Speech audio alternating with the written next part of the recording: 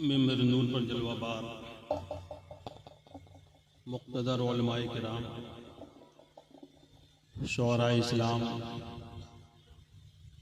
ائمہ مساجد، حفاظ کرام، جملہ برادران اسلام، السلام علیکم ورحمۃ اللہ وبرکاتہ۔ وعلیکم السلام ورحمۃ اللہ تعالی وبرکاتہ۔ الحمد للہ الملک الغفار مقلب اللیل والنہار، والصلاة والسلام على صفوة المصطفین الأخیار، سیدنا و نبینا و مولانا محمد النبی المختار، وعلى آلہ واصحابہ الأطہار، اما بعد فاعوذ باللہ من الشیطان الرجیم، بسم اللہ الرحمن الرحیم۔ وَأَمَّا مَنْ خَافَ مَقَامَ رَبِّهِ وَنَهَى النَّفْسَ عَنِ الْهَوَىٰ فَإِنَّ الْجَنَّةَ هِيَ الْمَأْوَىٰ۔ صدق اللہ المولانا العظیم وصدق رسولہ النبی الامین الکریم، ونحن علی ذلك لمن الشاہدین والشاکرین، والحمد للہ رب العالمین۔ ہوائے غم کبھی موج بلا بھی آئے گی، ہوائے غم کبھی موج بلا بھی آئے گی، یہ زندگی کا سفر ہے قضا بھی آئے گی۔ ہوائے غم کبھی موج بلا بھی آئے گی، یہ زندگی کا سفر ہے قضا بھی آئے گی، اور ہمیں حسین کے نقش قدم میں رہنا ہے، ہمیں حسین کے نقش قدم میں رہنا ہے، ہماری راہ میں کرب و بلا بھی آئے گی۔ معزز سامعین کرام، گفتگو سے قبل آئیے ہم اور آپ مل کر بارگاہ رسالت مآب سرور کونین سلطان دارین، رحمت عالم جان کائنات، فخر کائنات، تاجدار کائنات، مقصود کائنات جناب احمد مجتبیٰ محمد مصطفیٰ صلی اللہ تعالی علیہ وسلم کی مقدس بارگاہ میں ہدیہ درود و سلام پیش کرنے کی سعادتیں حاصل کرنے پڑھیں بلند آواز اللہم صلی علی سیدنا و مولانا مولانا محمد وسلم، صلو علیہ صلاۃ و سلام علیک یا رسول اللہ صلی اللہ یا حبیب اللہ۔ نقیب اجلاس سراپا اخلاص مولانا اظہر القادری صاحب سے ایک خوبصورت نقابت، اچھے اشعار سننے کی سعادتیں حاصل کر رہے ہیں۔ درود شریف ہمیشہ پڑھا کیجئے،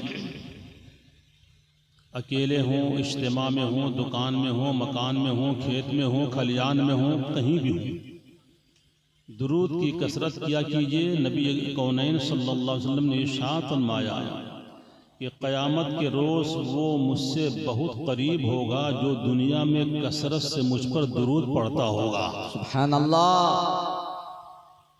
تاج بھائی کے حوالے سے ایک شعر سمجھ لیں اسی بنیاد پر کہ فرشتے چومنے لگتے ہیں اس کے ہونٹوں کو، حسین چاند ستارے سلام کرتے ہیں۔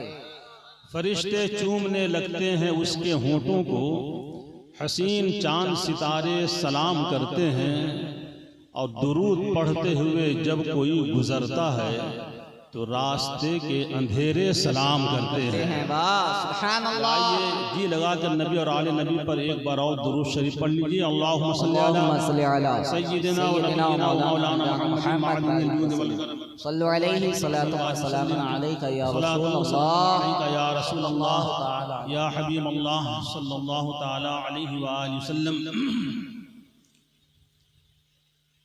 مجھ سے زیادہ آپ حضرات کی علم ہے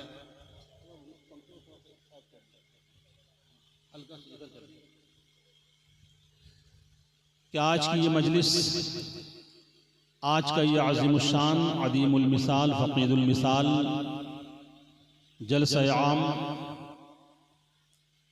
حضرت علامہ مولانا عبدالستار صاحب کہ ایصال ثواب کی غرض سے منعقد کی گئی ہے۔ دعا کریں کہ اللہ تبارک و تعالیٰ اس مجلس پاک کی عظمتوں برکتوں کے صدقے میں انہیں اپنی قبر میں کروٹ کروٹ جنت کی بہاریں خدا نصیب فرمائے، ان کے گناہ صغائر کبائر کو معاف فرمائے، ان کے درجات میں بلندی عطا فرمائے۔ حضرات، چونکہ وقت زیادہ دیر بولنے کی اجازت قطعی نہیں دیتا، اور وقت کی جو قدر کرتا ہے وقت اس کی قدر کرتا ہے۔ اس چیز کا ہمیشہ شورا ہو، خطبہ ہو، سبھوں کو خیال رکھنا ضروری ہوتا ہے۔ اگر ہم وقت کی قدر نہ کریں تو ہماری آنے والی نسلیں بے قدری کے دہانے پر پہنچتی ہوئی نظر آئیں گی۔ لہٰذا ہر ذمہ دار پر یہ لازم اور ضروری ہے کہ وقت کی قدر کیجیے۔ حضور شمس العلماء علیہ الرحمۃ والرضوان جو ہمارے استاذ گرامی ہیں، وقت کی اہمیت پر کم و بیش روزانہ سبق کے بعد ہم لوگوں کو تنبیہاً سبق دیتے تھے اور ارشاد فرماتے تھے، وقت کی تم یہاں قدر کرو گے، اس وقت کی قدر کا نتیجہ محشر میں بھی خدا تمہیں عطا فرمائے گا۔ سبحان اللہ۔ دعا کریں اللہ تعالی ہم سبوں کو وقت کی قدر کرنے کی توفیق رفیق عطا فرمائے۔ آمین۔ حضرات، رب قدیر ارشاد فرماتا ہے، وَأَمَّا مَنْ خَافَ مَقَامَ رَبِّهِ وَنَهَى النَّفْسَ عَنِ الْهَوَىٰ فَإِنَّ الْجَنَّةَ هِيَ الْمَأْوَىٰ۔ جو شخص رب کے حضور کھڑا ہونے سے ڈر گیا اور اپنے نفس کو نفسانی خواہشات سے دور رکھا تو اس کا ٹھکانہ جنت ہے۔ بول دیجئے سبحان اللہ۔ تفصیلی گفتگو نہیں بلکہ مختصر سی گفتگو اسی آیت کریمہ کے حوالے سے فقیر جو حضور نعمت ملت کا خادم ہے، آپ کے دیار پربہار میں حاضر ہو کر پیش کرنے کی سعادت حاصل کرے گا۔ حضرات، یہ ہمارے لیے خوش بختی ہے کہ آج ہم اس عظیم المرتبہ شخصیت کے ایصال ثواب کے لیے اس محفل میں آئے ہیں جو حضور نعمت ملت کے خلیفہ تھے۔ بول دیجئے۔ اور حضور نعمت ملت کی وہ ذات کہ جو سرکار مجاہد ملت کے خلیفہ تھے۔ سبحان اللہ۔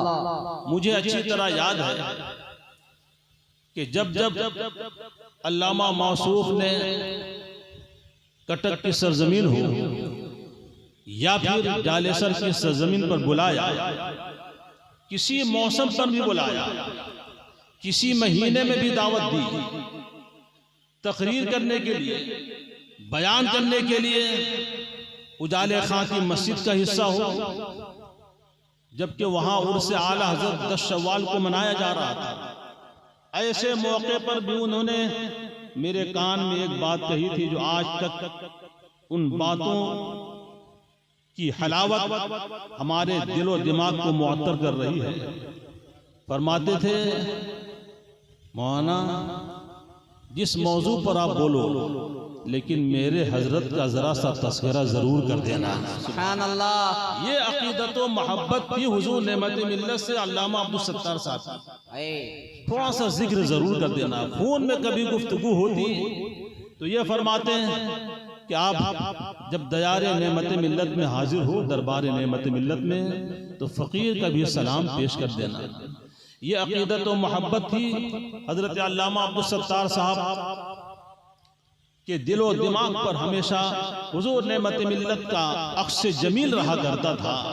بس مختصر سے وقت میں آپ کو یہ بتاتا چلوں کہ آج انہی عظیم المرتبہ شخصیت کے ایصال ثواب کے لیے ہم اور آپ یہاں اکٹھے ہو کر ذکر خیر سن رہے ہیں اور اپنے قلب کو روشن کرنے کی کوشش و کاوش کر رہے ہیں۔ یہ دنیاوی زندگی چند روزہ زندگی ہے، کیا بھروسہ ہے زندگانی کا، آدمی بلبلا ہے پانی کا۔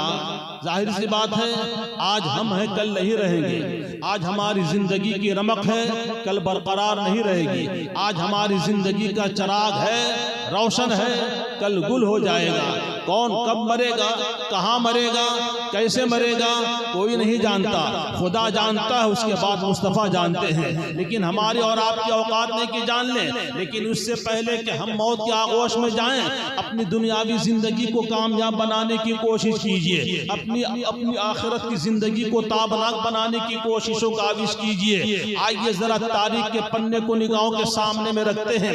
جب تک ہم اپنے دل میں خوف خدا نہیں لائیں گے، نہ مصطفیٰ کی اطاعت صحیح سے ہو سکتی ہے، نہ مصطفیٰ کی محبت دل میں بسے گی۔ اس لیے کہ سب سے پہلے ایک جملہ اچھی طرح نوٹ کر لیں اسلامی بھائی بہنوں، کہ ہر نیکی کا سر چشمہ خدا سے ڈرنا ہوا کرتا ہے، ہر نیکی کا سر چشمہ خدا کا خوف ہوا کرتا ہے، اور ہر برائی کا سر چشمہ، ہر برائی کی بنیاد خدا کا خوف نہ رکھنا ہوتا ہے، خدا سے نہ ڈرنا ہوتا ہے۔ کامیاب انسان وہی ہے جس کی دل میں خوف الہی بسی ہوئی ہے، کامیاب انسان وہی ہے جس کا دل خوف الہی سے لرزتا ہوا نظر آئے، اس کی نماز نماز ہے جس کے دل میں خوف الہی ہے، اس کی عبادت عبادت ہے جس کے دل میں خدا کا ڈر ہے، اس کی اطاعت اطاعت ہے جس کے دل میں خدا کا خوف ہے، رسول کی محبت اس کے دل میں اور رچ بس جائے گی جب تک کہ اس کے دل میں خوف خدا بستی ہوئی نظر آئے گی۔ اس لیے کہ خوف خدا سے محبت رسول میں اضافہ ہوتا ہے،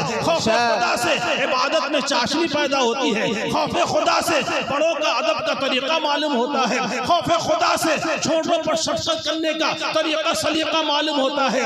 جب تک ہم اپنے دل میں خوف خدا نہیں رکھیں گے، نہ ہماری دنیاوی زندگی کامیاب ہو سکتی ہے، نہ ہماری آخرت کی زندگی روشن ہو سکتی ہے۔ ضرورت اس بات کی ہے کہ ہم اللہ کا ڈر دل میں رکھیں، اللہ کا خوف دل میں رکھیں۔ خدا کا کرم یہ ہوگا کہ ہم یہاں بھی کامیاب ہو جائیں گے، وہاں بھی کامیاب ہو جائیں گے۔ سبحان اللہ، سبحان اللہ۔ ہم اللہ کا ڈر دل میں رکھیں۔ اب ایک سوال یہ پیدا ہوتا ہے، شاعر محترم تاج اورنگ آبادی صاحب پوچھیں گے خدا کا ڈر رکھنے سے ہوتا کیا ہے؟ آخر ہم اس کا رزلٹ تو سمجھ لیں، اس کے نتیجے کو بھی تو جان لیں۔ تو آؤ اللہ کے رسول کی اس حدیث کو نگاہوں کے سامنے میں رکھتے ہیں۔ میرے آقا نبی کریم صلی اللہ علیہ وسلم ارشاد فرماتے ہیں کہ جس بندے کا دل اللہ کے خوف سے لرز جاتا ہے، جس بندے کا دل اللہ کے خوف سے کانپ جاتا ہے، ہر خوف خداوندی کی بنیاد پر اگر کسی بندے مومن کا دل کانپ جاتا ہے، کما یتناحت عن الشجرۃ ورقها، تو اس کے بدن سے گناہ ایسے جھڑ جاتے ہیں جیسے درخت کو ہلانے سے اس کے پتے جھڑتے ہوئے نظر آتے ہیں۔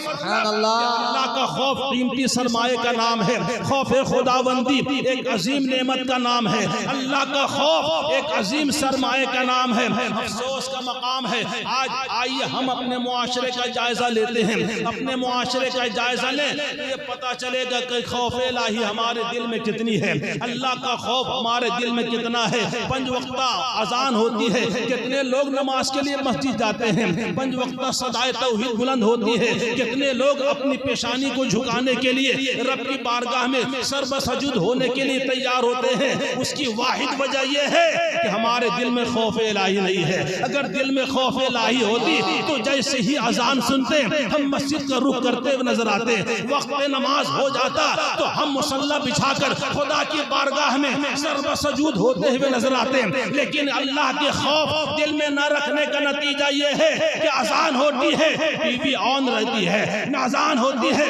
باتوں میں مشغول ہوتے ہیں، اذان ہوتی ہے ہم اپنے باتوں میں مشغول رہتے ہیں۔ اس کی وجہ یہ ہے کہ دل میں خوف الہی نہیں ہے۔ دل میں خوف الہی صرف یہ نہیں ہے کہ ہم جمعہ کی نماز اکٹھے ہو کر کے پڑھ لیں، اگر واقعی ہمارے دل میں خوف الہی ہوگی تو ہم آج سے یہ حد کریں، مولا اپنا خوف ہمارے دل میں پیدا فرما دے۔ ہم یہ عہد کرتے ہیں کہ زندگی بھر پنج وقتہ نمازوں کو وقتوں پر ادا کریں گے۔ اگر یہ آپ عہد کر لو تو قسم خدا کی اس محفل کی عظمتوں کے صدقے میں اللہ تعالیٰ آپ کی زندگی کو کامیابی کامرانی سے گزار دے۔ نعرہ تکبیر، نعرہ رسالت، مسلک اعلیٰ حضرت فیضان سرکار مجاہد ملت۔ اس لیے میرے عزیزوں، میری ماں بہنوں، آپ بھی غور سے سن لو، آپ پر بھی نماز فرض ہے۔ پنج وقتہ نمازوں کے عادی بنو، اس لیے کہ نماز بے حیائی سے روکتی ہے۔ بولیے نماز بری باتوں سے روکتی ہے۔ ہمارے علامہ عبدالستار نعمتی صاحب کو میں زیادہ قریب سے نہیں جانتا، لیکن اتنا تو ضرور جانتا ہوں کہ یہ نماز کے بڑے پابند تھے۔ بولیے سبحان اللہ۔ صوم و صلاۃ کے پابند تھے۔ میں نے ایک مرتبہ ان کی مسجد میں قیام کیا رات کے حصے میں نے اپنے ماتھے کی آنکھوں سے دیکھا کہ میں سو رہا تھا، لیکن یہ اللہ کا بندہ اٹھ کر کے آدھی رات میں تہجد کی نماز ادا کرتا ہے نا۔ یہ انہی کی مسجد جہاں میں قیام کیا تھا، میں اپنے چشم دید واقعہ بتا رہا ہوں۔ اور اس کے بعد یہ نہیں کہ فجر کی نماز پڑھ کر کے سو گئے، چائے کا اہتمام ہوا اور خود دلائل الخراج شریف لے کر کے پڑھنے کے لیے بیٹھ گئے۔ میں نے یہ عمل 2 مرتبہ ان کے ذات میں دیکھا۔ میں نے پوچھا تھا حضور آپ یہ ہمیشہ پڑھتے ہیں؟ کہاں جب سے نعمت ملت کا ہم نے دامن تھاما ہے یہ سلسلہ جاری ہے۔ سبحان اللہ۔ جب سے دامن نعمت ملت ہاتھ میں آیا ہے یہ تسلسل باقی ہے، اور دعا کیجئے مولانا کی زندگی کی آخری سانس تک یہ سلسلہ جاری رہے۔ تاریخ یہ بتاتی ہے کہ آپ کا دلائل الخراج شریف پڑھنا بیماری کی حالت میں بھی نہیں چھوٹا ہے، اور نماز پڑھنا بیماری کی حالت میں بھی نہیں چھوٹا۔ یہ اس بات کی علامت ہے کہ حضرت علامہ عبدالستار صاحب کے دل میں خوف خداوندی رچی بسی تھی۔ خوف الہی سے ہمیشہ آپ کا دل سرشار رہتا تھا، اللہ کے خوف کو ہمیشہ دل میں رکھتے تھے۔ آؤ ذرا تاریخ کے پنے کو نگاہوں کے سامنے میں رکھتے ہیں۔ خوف الہی ہوتی کیا ہے؟ اللہ کا خوف کیا ہوتا ہے؟ ایک بات اچھی طرح سمجھ لیں کہ جب اللہ کا خوف آپ اپنے دل میں بسا لیں گے تو قسم خدا کی عظمت صحابہ بھی آپ کے دل میں روشن ہو جائے گا، عظمت اولیاء بھی دل میں روشن ہو جائے گی۔ آپ کے دل و دماغ پر ہمیشہ دنیاوی فکر کم، دین کی فکر زیادہ ہوگی۔ تاریخ کے اس پنے کو نگاہوں کے سامنے میں رکھتے ہیں۔ اللہ اللہ، یہ دیکھو نا اللہ کا خوف رکھنے والوں کا نتیجہ کتنا اعلیٰ ہوتا ہے، کتنا عرفہ ہوتا ہے، کتنا شاندار ہوتا ہے، کتنا ذیشان ہوتا ہے۔ اللہ اللہ، آؤ ایک چیز اچھی طرح سمجھ لو کہ جب اللہ کا خوف دل میں کوئی رکھتا ہے تو دنیا کے خوف کی کوئی وقت نہیں ہوا کرتی ہے، دنیا کے خوف سے وہ ڈرا نہیں کرتا ہے۔ جس کے دل میں خوف خدا ہوتا ہے دنیا کا خوف اس کا تعاقب کرتی ہے، لیکن ان کے ولولے کو، ان کے جذبے کو سرد نہیں کر سکتی، اس لیے کہ اللہ کا خوف دل میں ہے، خدا کا خوف دل میں ہے، زیادہ دور جانے کی بات نہیں ہے۔ آؤ سرکار مجاہد ملت کی بارگاہ میں چلتے ہیں۔ دھام نگر شریف کی سرزمین کو نگاہوں کے سامنے میں رکھو۔ وہ درویش کامل ہے، وہ اللہ کا ولی ہے، وہ سرکار مجاہد ملت کی ذات ہے، عرب کی سرزمین ہے، تن تنہا ذات ہے۔ سینکڑوں یہودیوں کے نرغے میں ہے اور وہابیوں کے نرغے میں ہے، لیکن اعلی کلمت الحق میرا مجاہد پیش کر رہا ہے۔ بولنے والے نے کہا تھا اے حبیب الرحمن تجھے اپنی زندگی کا ڈر نہیں ہے، اپنی زندگی کے مٹنے کا غم نہیں ہے، آخر کیا وجہ ہے کہ اس بے باکی کے ساتھ تم قاضی کے ساتھ مناظرہ کر رہے ہو، مباحثہ کر رہے ہو، تکرار کر رہے ہو، بحث کر رہے ہو؟ تمہیں اپنی زندگی انمول نظر نہیں آتی، تمہیں اپنی زندگی کا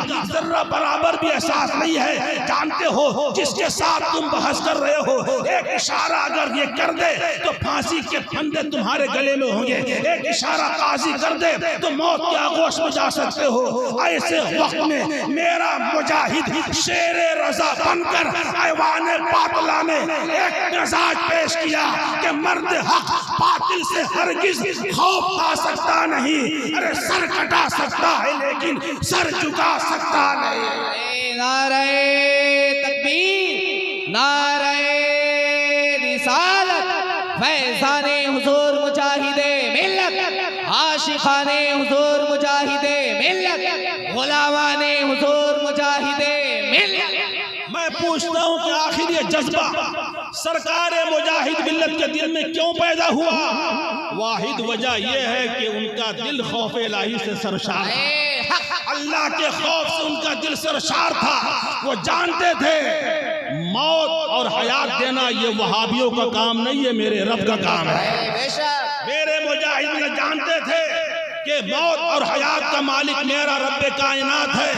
ان مردودوں کو کیا معلوم کہ توکل علی اللہ کیا ہوتا ہے، خدا کی ذات پر بھروسہ کیا ہوتا ہے۔ اور بخاری شریف کے ایک حدیث کا ایک ٹکڑا ملاحظہ کریں۔ سبحان اللہ، بے شک جی نوازش۔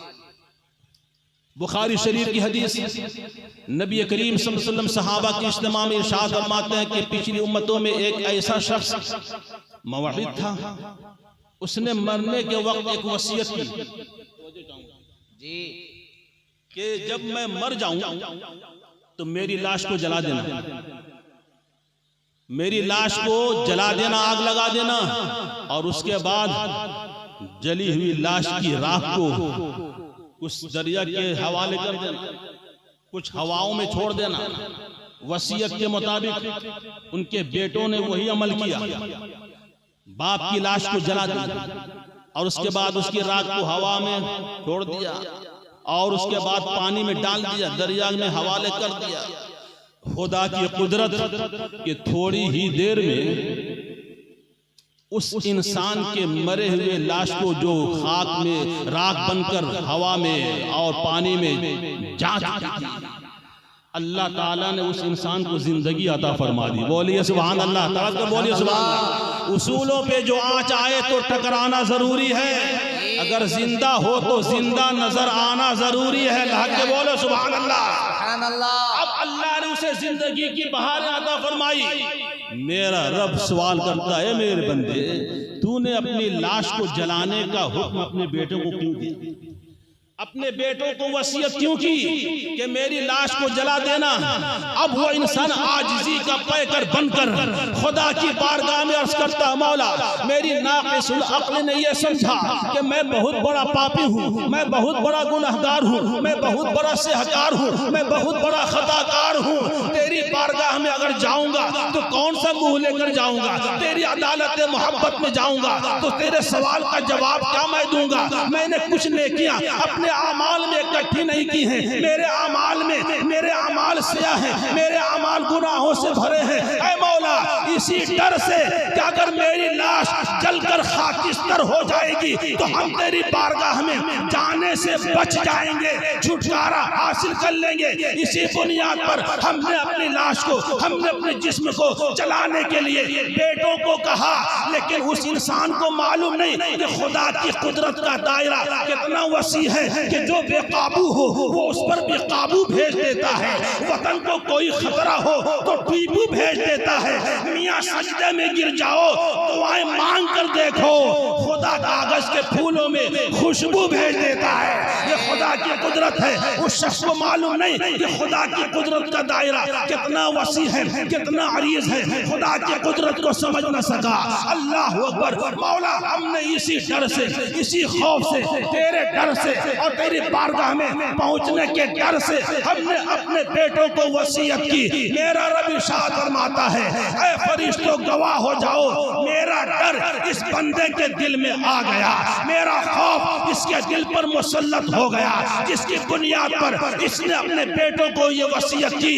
اے بندے میرا ڈر تیرے دل میں سما گیا، میرا خوف دل میں تیرے سما گیا، جا اسی بنیاد پر ہم نے تیری تمام خطاؤں کو معاف کر دیا ہے، ہم نے تمام گناہوں کو معاف کر دیا۔ معلوم یہ ہوا اگر اللہ کا خوف ہمارے دل میں ہے تو یہ گناہوں کا کفارہ ہے، گناہوں سے نجات دینے والا کام ہے۔ اس لیے میرے عزیزو اپنے دل میں ہمیشہ اللہ کا خوف رکھو، خوف خداوندی سے اپنے سینے کو سرشار رکھو۔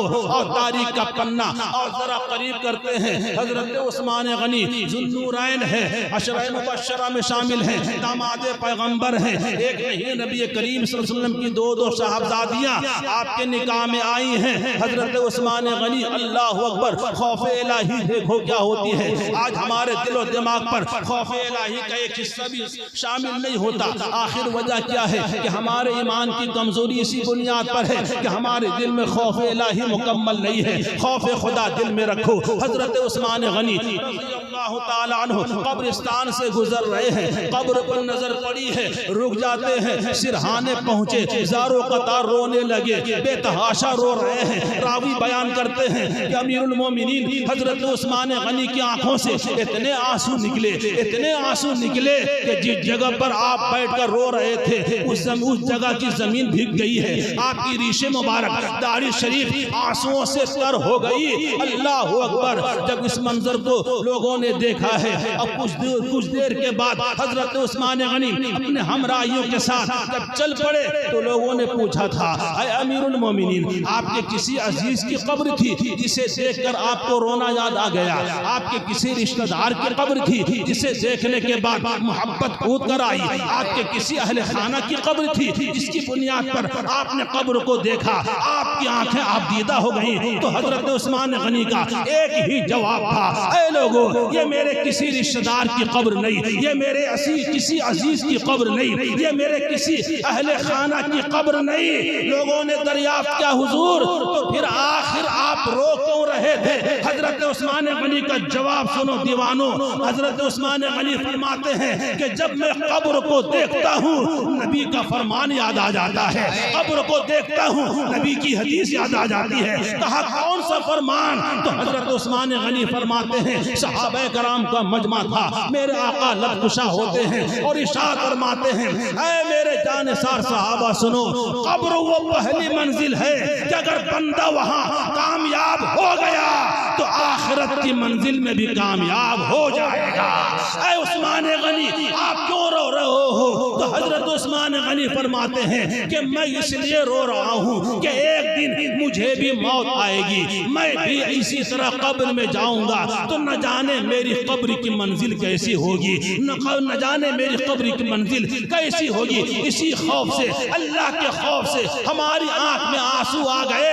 سوچو تو صحیح، وہ داماد پیغمبر ہیں، حضرت عثمان غنی ہیں، اللہ اکبر، ان کے دل میں خوف الہی ایسی کہ قبر کو دیکھیں تو رونا یاد آ جائے۔ آج ہم اور آپ کے قبرستان جاتے ہیں، قبرستان گئے، تھوڑی دیر قبر کو دیکھا، منہ میں گٹکا ہے، باتیں ہو رہی ہیں، یہ نہیں کہ درود پڑھتے ہوئے ہیں، یہ نہیں کہ صلاۃ و سلام کا نظر پیش کرے، یہ نہیں کہ 3 بار سورہ اخلاص پڑھ کر کے تمام مرحومین کو اصالہ ثواب کر دے۔ کیوں نہیں ہے؟ اس لیے کہ ہمارے دل میں خوف الہی نہیں ہے، ہمارا دل خوف الہی سے معطر نہیں ہے۔ اور ذرا حدیث کے اس باب کو نگاہوں کے سامنے میں رکھتے ہیں، قیامت کا دن ہوگا، اللہ اکبر۔ ایک بات اچھی طرح سمجھ لیں، اگر ایک قطرہ بھی ہم نے اور آپ نے اگر اللہ کے خوف سے آنسو بہا دیا، گرا دیا، تو دنیا کی ساری دولت ایک طرف اور اس بہتے ہوئے خدا کے خوف سے آنسو کی قیمت اس سے اعلیٰ اور عرفہ ہے۔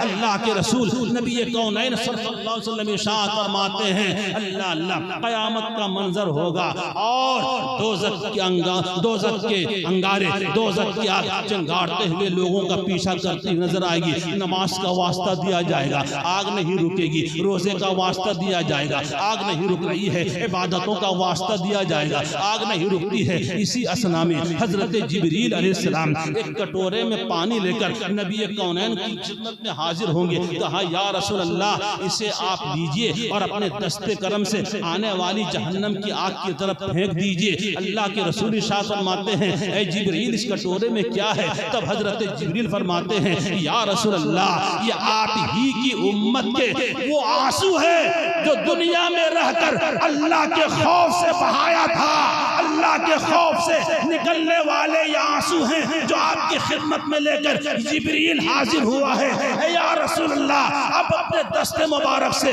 آنے والے آگ کی جانب اس آنسو کو چھینٹ دیجئے۔ میرے آقا نبی کریم صلی اللہ علیہ وسلم نے اس آنسو کو، اس پانی کو کٹورے میں اپنے دست کرم سے لیا اور اس کے بعد آنے والی آگ کی طرف چھینٹ دیا، پھینک دیا۔ آنے والی آگ سرد ہو جاتی ہے، آنے والی آگ بجھ جاتی ہے، زور آگ کا ختم ہو جاتا ہے۔ اب اسی کی ترجمانی کلام الامام، امام الکلام سرکار اعلی حضرت نے کیا خوب فرمائی ہے کہ اللہ کا جہنم اب بھی نہ سرد ہوگا۔ رو رو کے مصطفیٰ نے دریا بہا دیے ہیں، ان کی مہک نے دل کے غنچے کھلا دیے ہیں، جس راہ چل دیے ہیں کوچے بسا دیے ہیں، بدل دو وقت کو پروانوں اب خدا کے لیے، چراغ بن کے جلو بزم مصطفیٰ کی۔